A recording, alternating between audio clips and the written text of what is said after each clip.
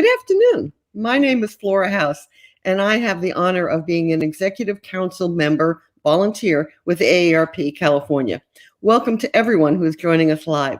Today we're here with a very special guest, Justin Stockman, who is a Santa Clara County Fire Department fire captain. That's a lot of title, to discuss fire safety tips, particularly as we enter this warmer months of the year and fire season, as we all know.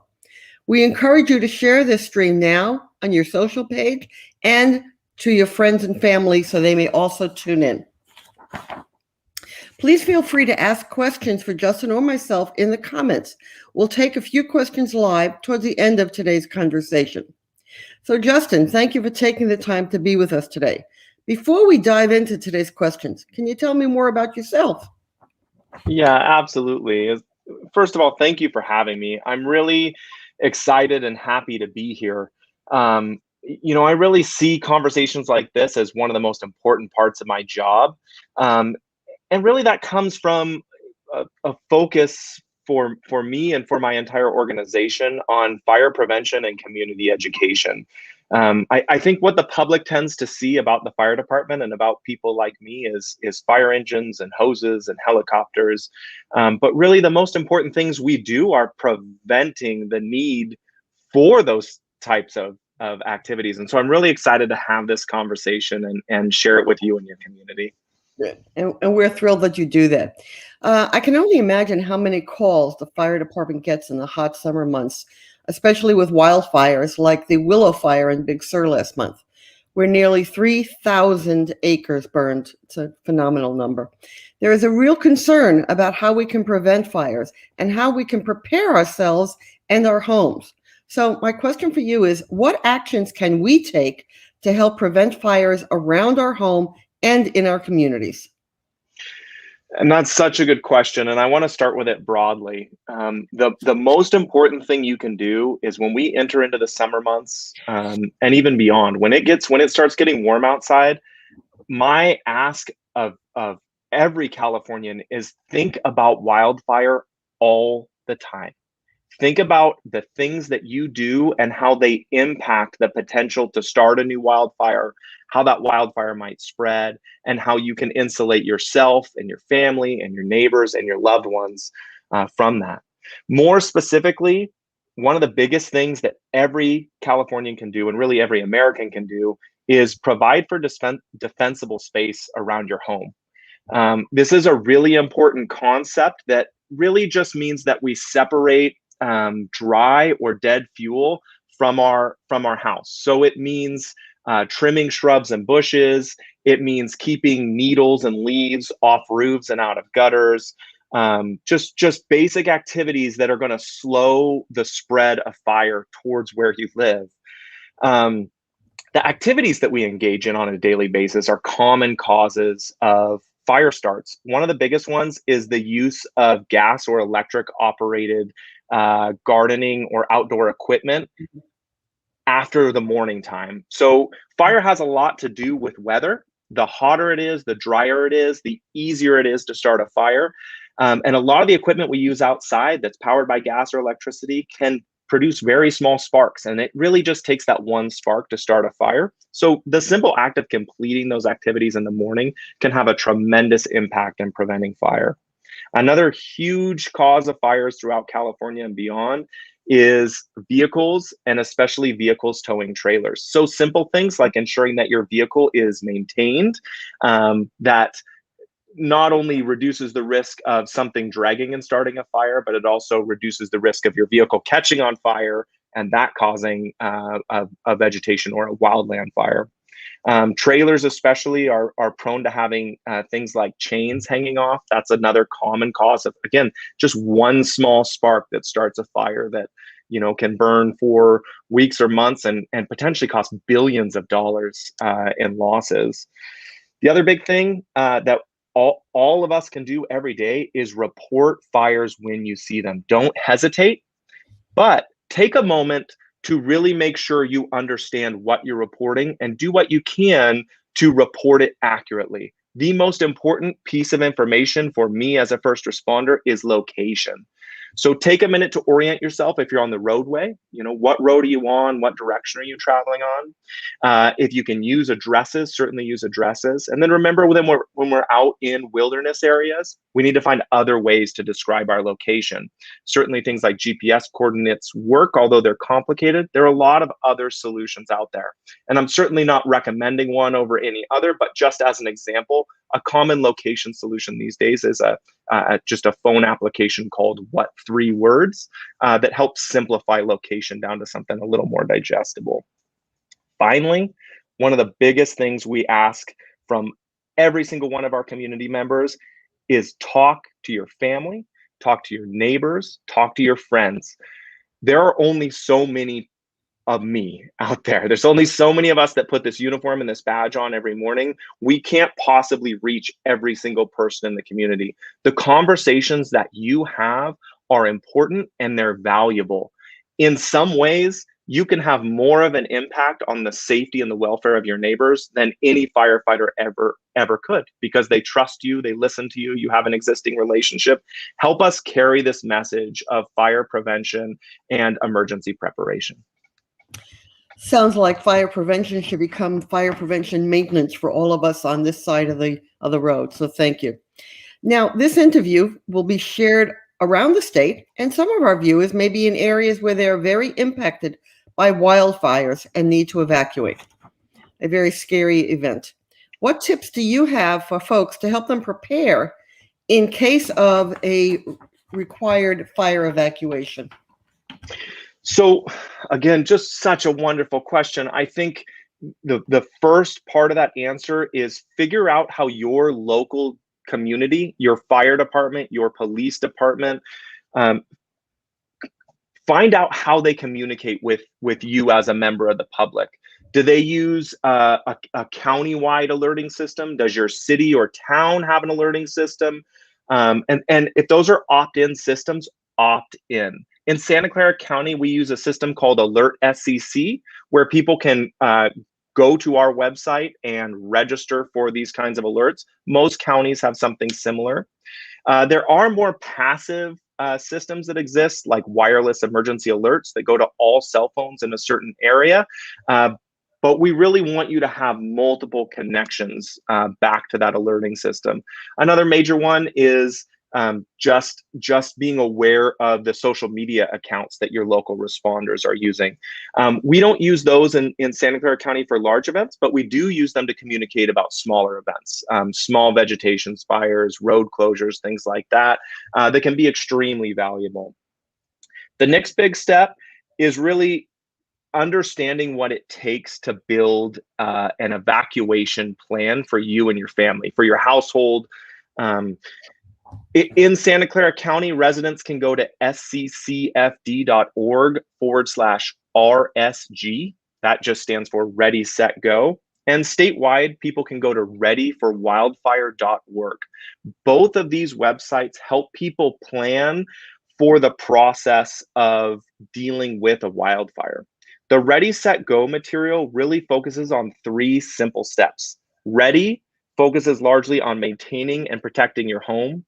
Set involves having a plan of action for wildfire, and go means being ready to actually evacuate when the time comes. This is having access to and being familiar with those notification tools I spoke about, and being ready to leave promptly. When it comes time to evacuate, when you get that evacuation order or potentially even an evacuation warning, really, we count on people to be familiar with what they need to quickly do to get ready to go and then be out the door. And one of the biggest challenges of wildfire is it's hard to predict, right? I live in a community with a tsunami threat, and we have tsunami evacuation routes, and we have, to a degree, we drill on those. But wildfire doesn't work that way. We don't know where it's going to come from. We don't know where it's going to go. So being familiar with your neighborhood, being familiar with different ways to different places is very, very valuable in making sure that you and your family can get out safely should that time come for you.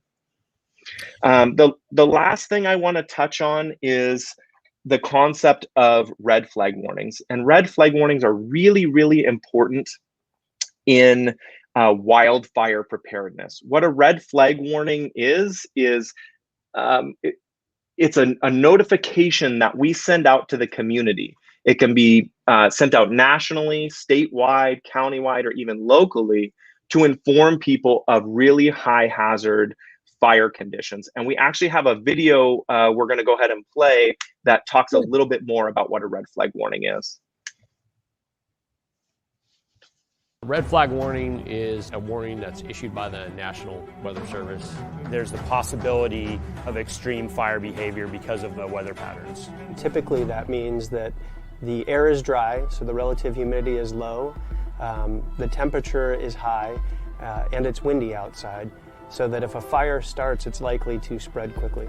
So you want to do anything that you can to avoid starting a fire outside. Things like outdoor burning.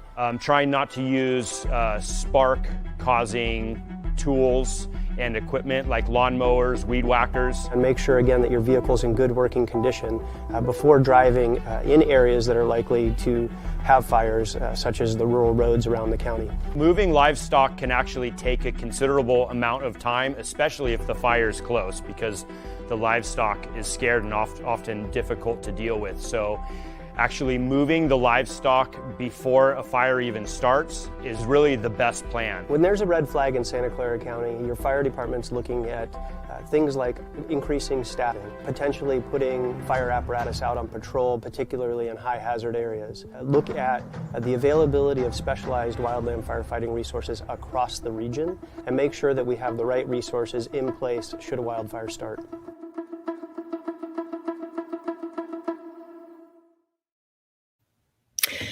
A very succinct little video. Thank you very much for sharing it.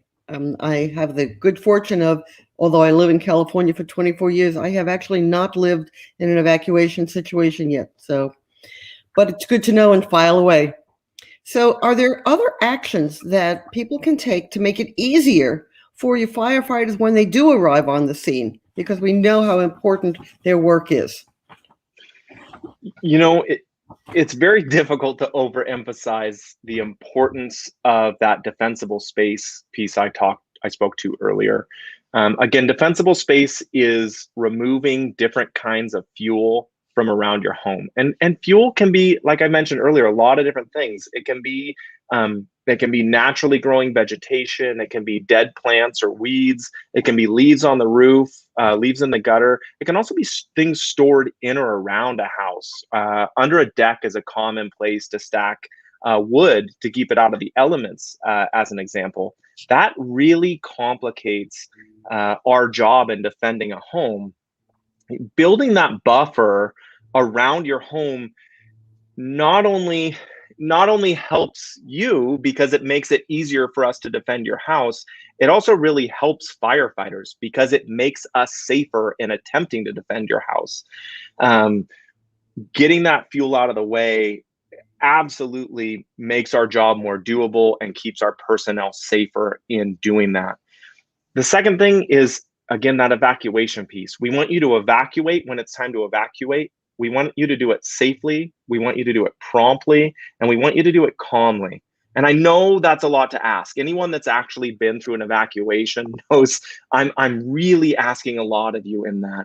But that comes from being familiar with that ready, set, go material, or that ready for wildfire material that talks you through that process, actually putting pen to paper and writing a plan and then practicing that plan. It can feel a little silly, but it's one of those things that if the time comes, you absolutely will not regret it. We want to save your house, but to save your house, we have to have already ensured your safety. In other words, we're never going to spend time saving houses if there's human life at risk. So if you are able to calmly, safely, quickly remove yourself from that equation and get somewhere safe, then we can get right to work protecting your property. Another big thing that people can do to help us ahead of time is ensuring that your address is clearly labeled from the street, especially as we move into more rural areas. It's not uncommon to have very long driveways with multiple houses. Help us by clearly labeling that and really get it as simple as you can. invite a friend from out of town over that's never been to your house and see if they can make it to your house. Because for a lot of us, as we move into areas to battle these wildfires, we are your out of town friend. We're not familiar with your street. We're not familiar with your house. I work in Santa Clara County in the Bay Area, but I've been to the Oregon border, and I've been to the border with Mexico on fires. We really move throughout the state when it gets busy. So help us help you by having those clear labels up. Very good point. And that means that they are visible, and you're right, clearly seen from the street. And GPS doesn't always work for the more rural areas. I've experienced getting lost, so I appreciate what you're saying. Because the work you do is so important, does a fire department offer opportunities for folks to get involved and volunteer? Absolutely. And again, this is a difficult thing to understate. I think one of the most important, rapidly growing opportunities out there is something called CERT, which stands for Community Emergency Response Teams. And you might see little differences in that terminology from city to city or county to county.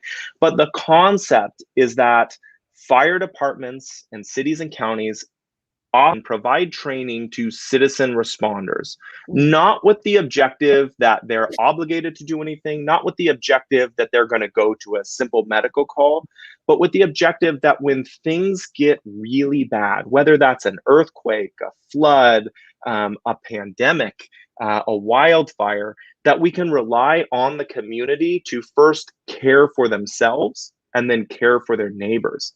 One thing I like to point out in the communities I serve is there's usually just a few firefighters available, sometimes for up to 100,000 people.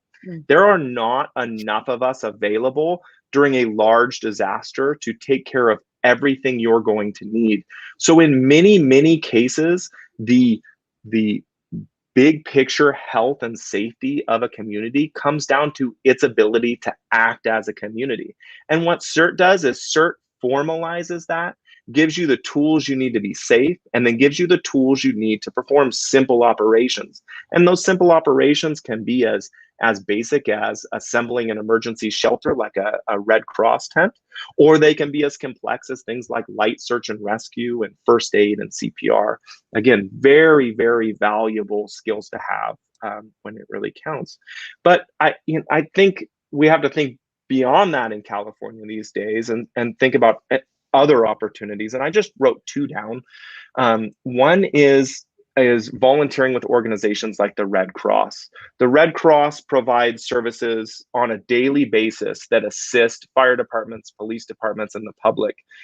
If I go to a structure fire as a fire captain and I have a resident or a community member displaced out of their home, one of my first calls is to the Red Cross because they provide this exceptional service, but they can only do it with community support, with volunteers. The other big one I thought of is donating blood. Right. And we can lose track of that. And donations are way down as a result of the pandemic. So if you used to do it, get out there and start doing it again. I donated for the first time last week, and it's going to become, I found out, I didn't even know, I'm a little embarrassed. I found out I'm O negative, which is the universal donor. And I will now be donating as often as they will let me, because again, it can feel like a burden sometimes until somebody needs that blood and somebody lives and gets to go home to their wife, their kids, their friends, their family, their parents, whoever it is that cares about them. We really can't overestimate that. The second big thing I want to talk about is, and I kind of touched on it already, is the concept of everyone being a community ambassador. And there's already numerous informal opportunities for that. If you take three things away from our conversation today and can go talk to your neighbor about it, you're already doing this. But many jurisdictions are already looking at formal community ambassadors of getting that messaging out there more. So both big things and worthwhile, very helpful to have done in the community.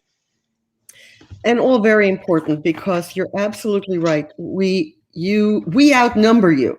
And so it's really important for me to make sure that I'm doing everything I can to protect me, protect my neighbor, and to protect you when you're coming in to save us. So thank you. And thank you for the partnering with the Red Cross. Fire departments are our friends. Now, obviously, fires are a very big concern in these months, but what about the dangers of heat?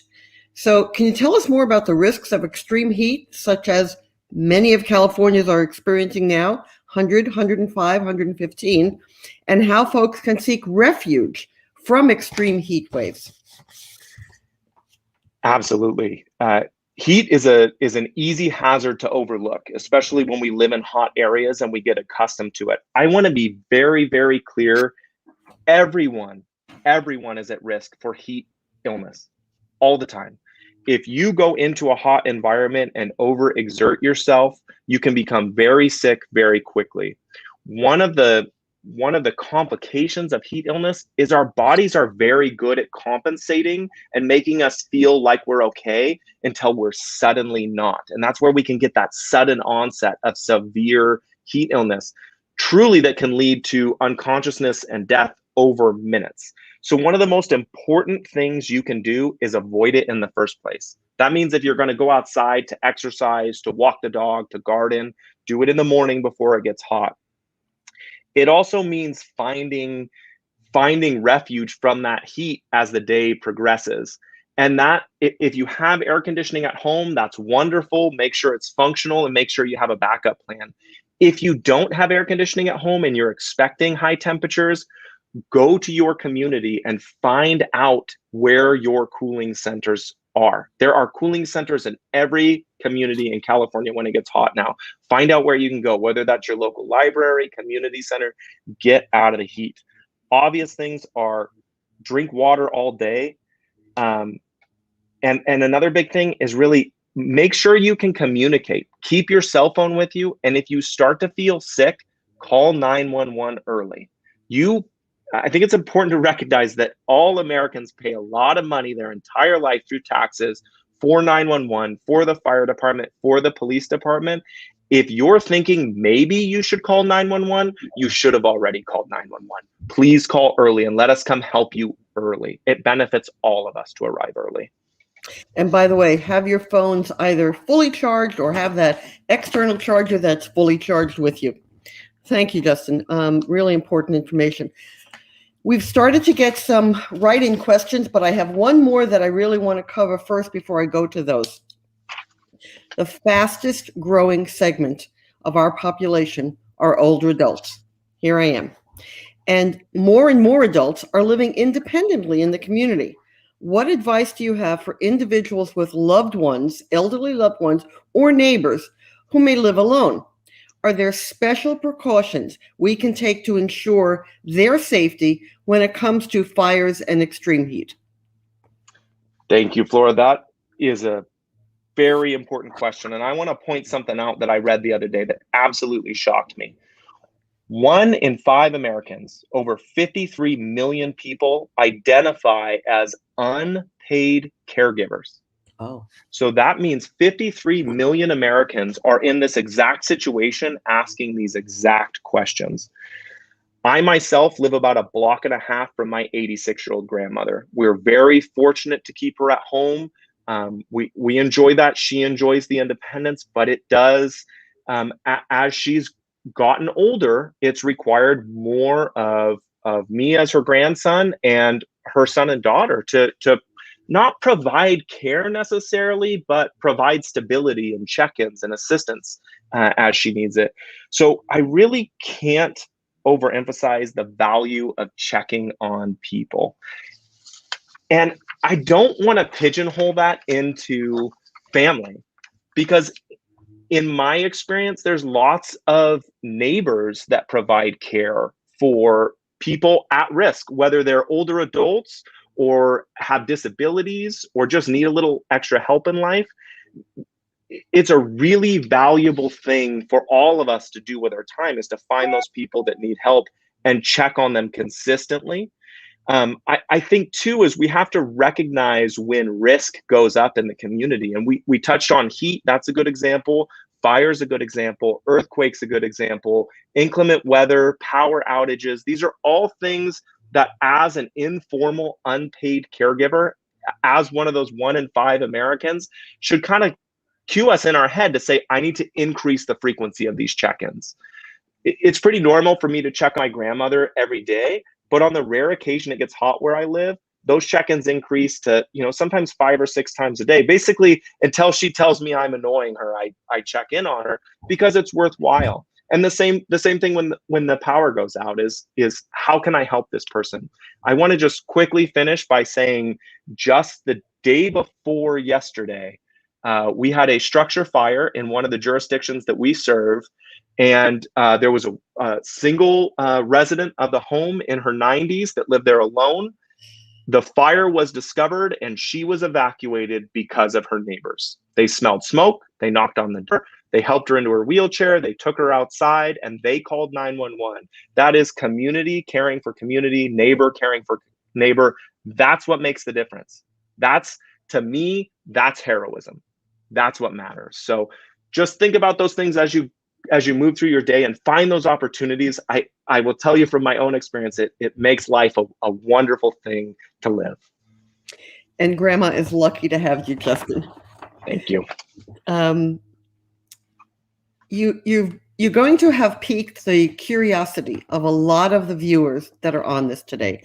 And for that, I thank you, because the more information we can give people, the more questions that arise, the better off everyone is going to be. So in considering that, how can folks get more information around preparing for fire season or emergency preparedness beyond what you've piqued our interest in today? Great question. I think the easiest place to start for most people is going to be a simple Google search or web search to try to find websites and things like that. If that's not getting you what you need, if that feels overwhelming, I want to be honest about something. There are multiple levels of government, just like 911 and fire service, that you pay for every day. Never hesitate to use them. Don't call 911 just for information. 911 is for emergencies, but find your fire department's administrative headquarters and call them. Call their front desk and ask for information. If for some reason that doesn't work, don't hesitate to reach out to your elected officials. Your elected officials are just like me. They want to do good for their community. They want to keep you safe. They want to keep you healthy. Their offices love to help people move in the right direction towards self-sufficiency, safety, and healthy behaviors. So if you run into a situation where you can't find it online, you can't find that 10-digit phone number to talk to your local fire or police department, call your local city council member, call your local county supervisor. And if you have to, start calling your state representatives and asking those questions. In my experience, by the time you get to that government level, if you have to get to that level, they're very, very responsive. Again, they want to help you. They want you to be safe and healthy, just like I do. So you've inadvertently answered the one question we've already gotten in from the public, which was, how do I find out if there's a CERT volunteer group in my area? And you've already indicated all the different ways that people can certainly get a hold of them, not only through the fire departments, but their local government and going beyond. So yeah, you answer questions before we can even get to them, which is great. Yeah, so, absolutely. The one last question I have for you, is there anything else, especially with your experience and knowledge, that you want to leave our viewers and attendees with? Again, more than anything, I want to say thank you. And I want to encourage you to continue what you're already doing. You're engaged here with the AARP on a safety message. The most important step in all of this, in preparation, in making good decisions in the face of disaster, is just simply being engaged. It's things like this that make me proud to be a firefighter. They make me proud to be a Californian. They make me proud to be an American, because to me, this is what is always at the core of our country, is conversations like this and the willingness for us to help each other in the capacity that we can. And that's going to be different for every person. My genuine hope is we've talked about a lot of stuff today. My genuine hope is that you leave here with a renewed sense of optimism. It's been a hard couple years. It's been a hard decade. I'm here. Flora's here. We want to renew this national effort for all of us to get good work done, to care for each other, and do the things that matter in life. So again, thank you for taking care of yourselves. Thank you for taking care of your neighbors. Thank you for supporting firefighters, police officers, just the things you do every day to take care of us and make us feel good about the job that we do. And know that we're committed to doing everything that we can for you every day that we can. That's great. Thank you, Justin. For anyone who joined the live stream late, we had the great opportunity of speaking with Fire Captain Justin Stockman of the Santa Clara County Fire Department to discuss fire safety tips as we enter these warm months of the year. This conversation is recorded, so if you miss anything, you can go back and watch it again on AARP California's Facebook or YouTube accounts.